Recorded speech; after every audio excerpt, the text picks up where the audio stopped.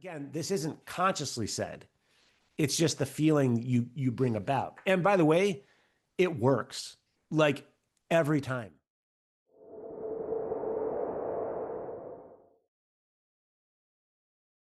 Is the art of hearing what's not being said. Yeah. You talked about unmet expectations and then also unstated emotions. Would you mind just sharing everything that you feel about that? Yeah, I mean, it's such a great question and a great topic because when you start to dig into it, it leads to really productive conversations and dialogue. And I would say this, when you think about a typical challenging situation, a conflict where you have a difference of needs that are clashing, um, most people enter that with the intent of like, I just need to convince the other person to adopt my viewpoint. And that immediately brings the parties into direct like confrontation with one another. And I like flipping the script on that. And instead of going into it with that goal, if you instead have the goal of, I'm going to articulate this person's position better than they can themselves. And what you're going to, so if that's your goal, you got to go in with curiosity. You got to start leading with lots of questions to just like, help me understand why, like, I know you said you want this.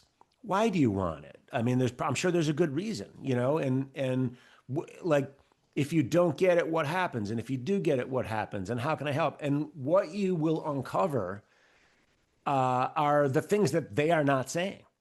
And in fact, it may be the things they don't even know that they should be saying. And you are creating like a safe space for them to just take a step back and say, okay, let me really think about this. Yeah, I should have a good answer. It's a good question I was asked. I should think about the answer. And um, by going in with curiosity, you're actually creating a safe space for them to do that. Because if you lead in with trying to convince somebody the other side, they'll feel the resistance, and they're not going to have any room to take a step back and think to themselves, how can I do a better job of like articulating my position to this person? And then again, let's go back to the one who's leading with the curiosity, where you're trying to create some productive resolution here.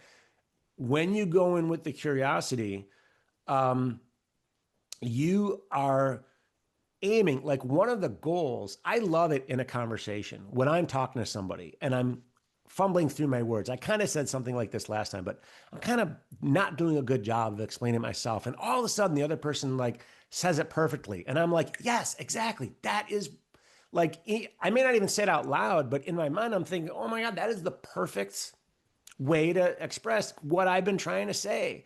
And when people can create that moment for me, like, they've got me. I'm like jello in their hands. Like, I'm like, this person just did me a huge favor. Okay, now I really want to hear what they have to say. So you earn the credibility and the right to then speak your own piece. And when you create that moment in their minds that, oh wow, they said it perfectly, you're going to have a very willing participant on the other side, for because they're going to try to do the same thing for you. They're going to Oh, try. They're going to want to. They'll feel so good about being heard. Like, that's what it is, right? We all just like, well, we just want to be heard. We just want to be understood. And so many of us aren't. And when you can create that moment for that person, you've checked off a huge box for them, and you've advanced the conversation. And now you've put them in a place where they're like, oh yeah, okay, tell me what's going on with you. Let me hear your side of it. Let me see if I can do the same thing for you that you just did for me. Again, this isn't consciously said. It's just the feeling you bring about. And by the way, it works. Like every time it works. So yeah, so what I hear you saying is summarizing through active listening is the key to getting people to open up. And if you can yes, summarize it in a way that gives them an aha moment, then it really opens them up and then they get curious about you because you already demonstrated that curiosity. absolutely. And I think the key to unlocking into that is curiosity. Need to have a challenging conversation with a difficult person? Click on the TEDx icon. You'll be glad you did.